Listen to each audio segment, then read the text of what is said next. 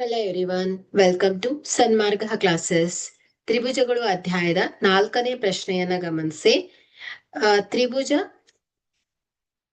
KLM ಸರ್ವಸಮ ತ್ರಿಭುಜ XYZ ಮತ್ತು ಕೋನ L is equal to 70 degree, ಕೋನ M is equal to 50 degree ಆದರೆ ಎಕ್ಸ್ ನ ಅಳತೆಯು ಆಯ್ಕೆ 50 ಡಿಗ್ರಿ, ಆಯ್ಕೆ ಬಿ 60 ಡಿಗ್ರಿ, ಆಯ್ಕೆ ಸಿ 70 ಡಿಗ್ರಿ, ಆಯ್ಕೆ ಡಿ 120 ಡಿಗ್ರಿ. ಸೊ ಇಲ್ಲಿ ಎರಡು ತ್ರಿಭುಜಗಳು ಏನಾಗಿದೆ, ಸರ್ವಸಮ ಆಗಿದೆ. ಅಂದ್ರೆ ಏನಾಯ್ತು, ಅನುರೂಪ ಕೋನಗಳು ಸಮನಾಗಿರುತ್ತೆ. ಎರಡು ತ್ರಿಭುಜದ್ದು ಅನುರೂಪ ಬಾಹುಗಳು ಕೂಡ ಸಮನಾಗಿರುತ್ತೆ. ಸೊ ಇಲ್ಲಿ ಕೋನ ಎಲ್ ಎಷ್ಟಿದೆ, 70 ಡಿಗ್ರಿ ಇದೆ. ಕೋನ ಎಂ 50 ಡಿಗ್ರಿ ಇದೆ. ಸೊ ಈಗ ನಾವು ಕೋನ ಕೆ ಅನ್ನ ಕಂಡು ಹಿಡ್ಕೊಂಡ್ರೆ, ಸೊ ಕೋನ ಕೆ ದ ಅನುರೂಪವಾದಂತಹ ಕೋನ ಯಾವ್ದು ಹೇಳಿ, ಕೋನ ಎಕ್ಸ್ ಆಗುತ್ತೆ. ಸೊ ಇಲ್ಲಿ ನಿಮಗೆ ತ್ರಿಭುಜದ ಒಳ ಕೋನಗಳ ಮೊತ್ತ ಯಾವಾಗ್ಲೂ ಏನಿರುತ್ತೆ, 180 ಡಿಗ್ರಿ ಆಗಿರುತ್ತೆ.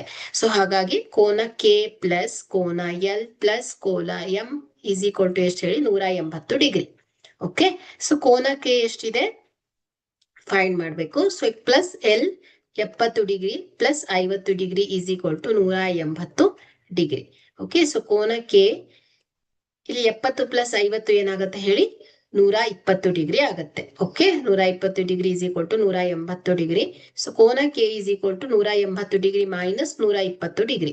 ಸೊ ಕೋನ K is equal to 60 degree ಬರುತ್ತೆ. ಸೊ ಕೋನ ಕೆ 60 ಡಿಗ್ರಿ ಬಂದಿದ್ರೆ, ಸೊ ಕೋನ ಕೆ ಇಸ್ ಈಕ್ವಲ್ ಟು ಏನ್ ಹೇಳಿ, ಕೋನ ಎಲ್ಲಿಗೆ ಸಮ. ಯಾಕಂದ್ರೆ ಈ ಎರಡು ತ್ರಿಭುಜಗಳು ಸರ್ವಸಮ ಆಗಿದೆ. ಸೊ ಹಾಗಾಗಿ ಕೋನ ಎಕ್ಸ್ ಗೆ ಸಮ. ಸೊ ಹಾಗಾಗಿ ಇದು ಎರಡು ಕೋನಗಳು ಕೂಡ 60 ಡಿಗ್ರಿ ಆಗಿರುತ್ತೆ. ಹಾಗಾಗಿ ಇಲ್ಲಿ ಕೇಳಿರುವಂತಹ ಪ್ರಶ್ನೆ ಏನು, ಕೋನ ಎಕ್ಸ್ ನ ಅಳತೆ ಎಷ್ಟಾಗತ್ತೆ ಹೇಳಿ, 60 ಡಿಗ್ರಿ ಆಗತ್ತೆ.